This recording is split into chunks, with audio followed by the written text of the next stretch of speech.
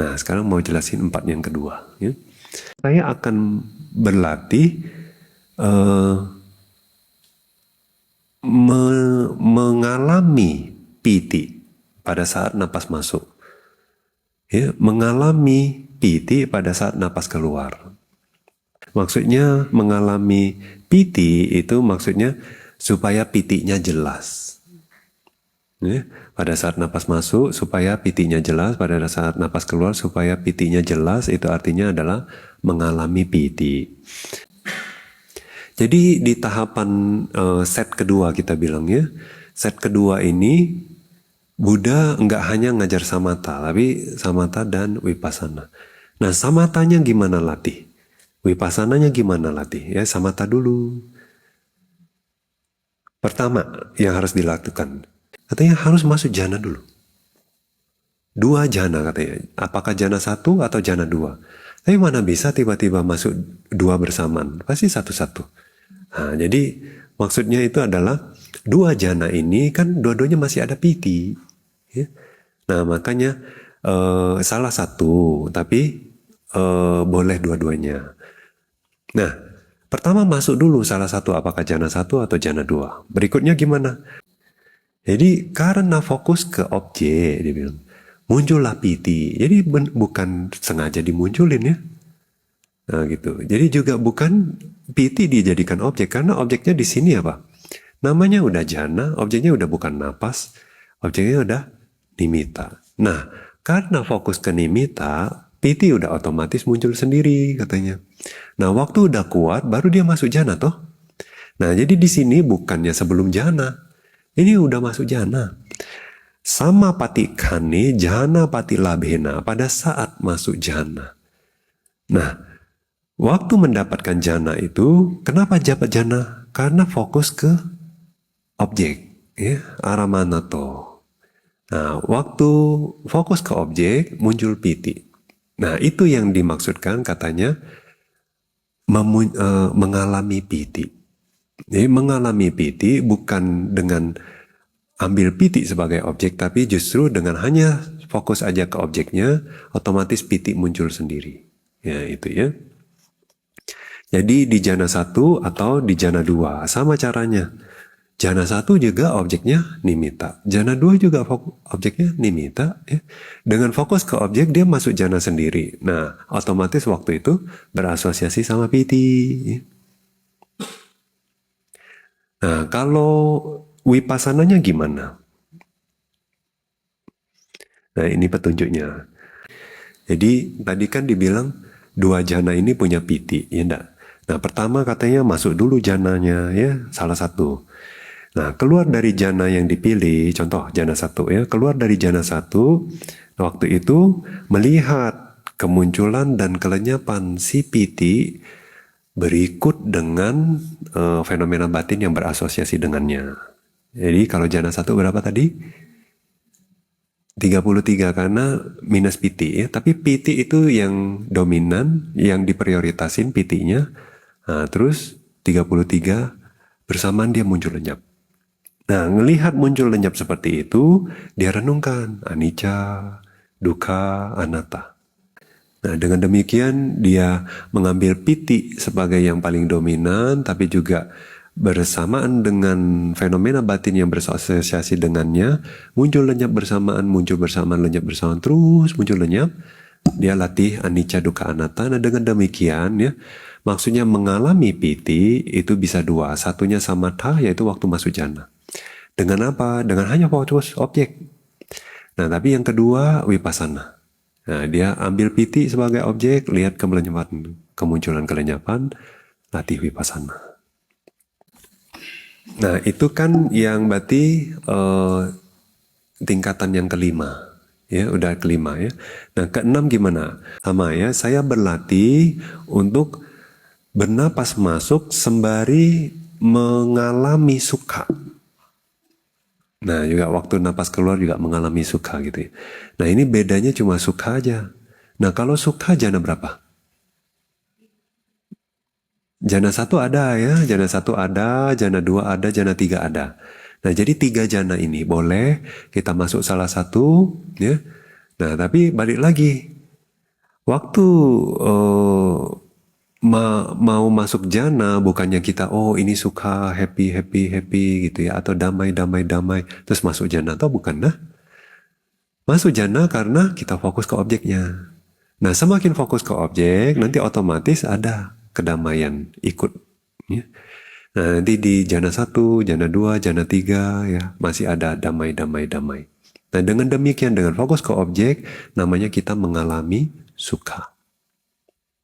Nah, itu samatha. Sama juga, dia juga bisa vipassana. Artinya, masuk jana 1 atau jana 2 atau jana 3, keluar dari jana itu, terus kita lihat, ya, oh, sukha muncul lenyap.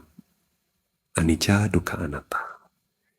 Nah, terus itu tahapan yang ke-6, naik tahapan ke-7. Nah, sama. Ini bedanya apa? Mengalami cita sangkara katanya. Terjemahannya formasi kesadaran. Kayaknya lebih ribet daripada mahamnya ya. Tapi sebetulnya itu apa? Sebetulnya itu katanya wedana dan sanya katanya. Nah, Buddha pakai kata cita. Tapi sebetulnya maksudnya adalah wedana dan sanya. Perasaan dan persepsi. Nah, karena cita sangkara di sini, bukan citanya, tapi cita sangkara. Formasi kesadaran, ya, atau pengkondisi kesadaran. Nah, pengkondisinya salah satunya apa? Wedana sanya. Nah, Buddha ditekankan di sini hanya wedana sanya karena sisanya yang lain Buddha mau jelasin bukan di sini, tapi di set berikutnya. Set yang ketiga dan keempat. Nah, jadi sama. Kalau wedana dan sanya, semuanya ada di jana 1 ada nggak? Ada. Jana 2 ada, jana 3 ada. Ya. Jana 4 pun juga ada. Namanya wedana ya. Oke, jana 1 dia karena ada piti, maka wedananya happy. Nah, terus jana 2, Vitakka Wicara nggak ada, tapi ada piti juga masih happy. Ya. Wedananya kita bilang nyaman ya, rasa nyaman tuh ada di dalam batin. Terus jana 3 juga ada sukha wedana ya, masih ada happy, nyaman di batin. Terus jana 4 ada nggak wedana? Ada ya, cuma sukha wedana kan berubah jadi upekha, jadi netral. Jadi perasaannya berubah jadi perasaan netral, nyaman juga enggak nyaman juga enggak. Tapi wedana masih ada. Nah, jadi ya yang tahapan ke 5, 6, 7 ya, itu jana 1, 2, 3, 4 semua bisa dilatih baik samatha maupun vipassana. Nah, nanti waktu vipassana juga lihat wedananya aja sebagai, atau wedana dan sanya sebagai anicca dukkha anatta. Nah, terus tahapan ke-8. Saya akan melatih diri bernapas masuk sembari menenangkan formasi kesadaran. Ya, juga waktu napas keluar sembari menenangkan formasi kesadaran. Ya. Nah, jadi menenangkan formasi kesadaran itu gimana? Kalau untuk samatha ya balik lagi.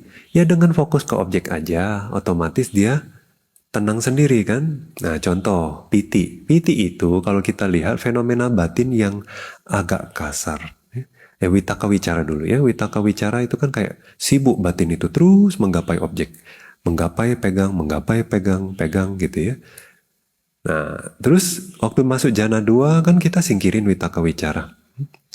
Terus akhirnya ada piti. Kenapa? Karena Vitakka Wicara itu kasar. Piti lebih halus. Nah, tapi piti kalau dibandingin sama sukha, piti kasar. Nah, jadi untuk masuk ke jana 3 kita mau singkirkan piti itu. Piti itu kan rasanya ya kayak ketertarikan ke objek.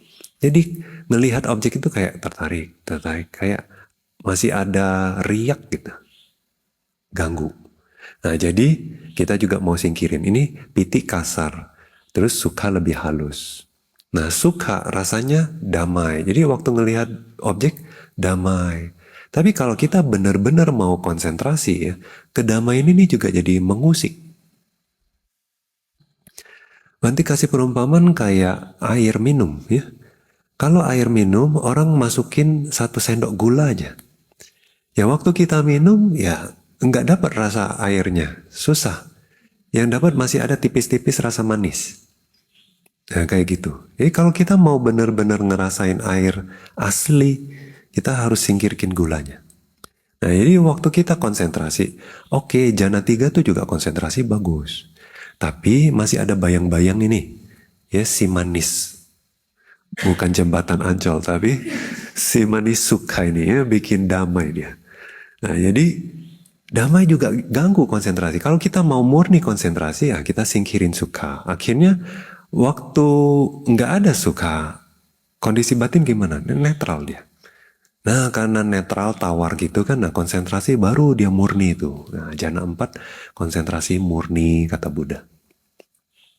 Nah dengan demikian kan samatha bhavana, gitu lah kita. Ya fokus aja ke objek terus. Niatin aja singkirin yang kasar-kasar, nah balik lagi ke objek. Nah dengan fokus ke objek terus ya otomatis nanti formasi kesadarannya ya. Ya perasaan tadi ya, terus si witaka wicaranya ya, terus kedamaian batin semua jadi lebih halus, tenang gitu ya. Nah itu samatha. Nah waktu vipassana gimana? Sama aja. Ya, waktu kita ngerenungin jana 1 anicca dukkha anatta, jana 2 anicca dukkha anatta, semakin kita berlatih, khususnya waktu kita semakin naik jananya ya, itu batin juga makin tambah makin tenang. Terus formasi batinnya, waktu witaka wicara di jana 1 ya, di situ ada piti, sukha ekagata. Oke, sekarang kita ambil piti deh, wedananya. Wedana di jana 1 itu kasar dibandingi jana 2. Wedana jana 2. Tapi kita juga ngerenungin anicca, dukkha, anatta. Oh, terus di jana 2 karena ada piti, wedana juga ada. Tapi kalau dibandingin jana 3, wedananya juga lebih lembut jana 3. Nah, dengan demikian kita ngerti bahwa oh jana 1, jana 2, jana 3, jana 4 makin lama makin tenang wedana dan persepsinya. Nah, dengan demikian ya latih set yang kedua ini juga bisa latih samatha, bisa vipassana. Tapi kalau kita lihat lagi benang merahnya ya, semua perihal wedana. Yang ditekankan adalah wedana. Nah, di set yang kedua dari nomor 5 sampai 8, Buddha mau menekankan tentang wedana nupassana. Nah, itu sebabnya kalau dihabisin nanti ya 16 ini, Buddha juga sama sudah latih Mahasatipatthana Sutta. Kaya nupassana, wedana nupassana, nanti citta dan dhamma. Nah, itu sebabnya latih anapana aja juga bisa mencapai kesucian arahanta.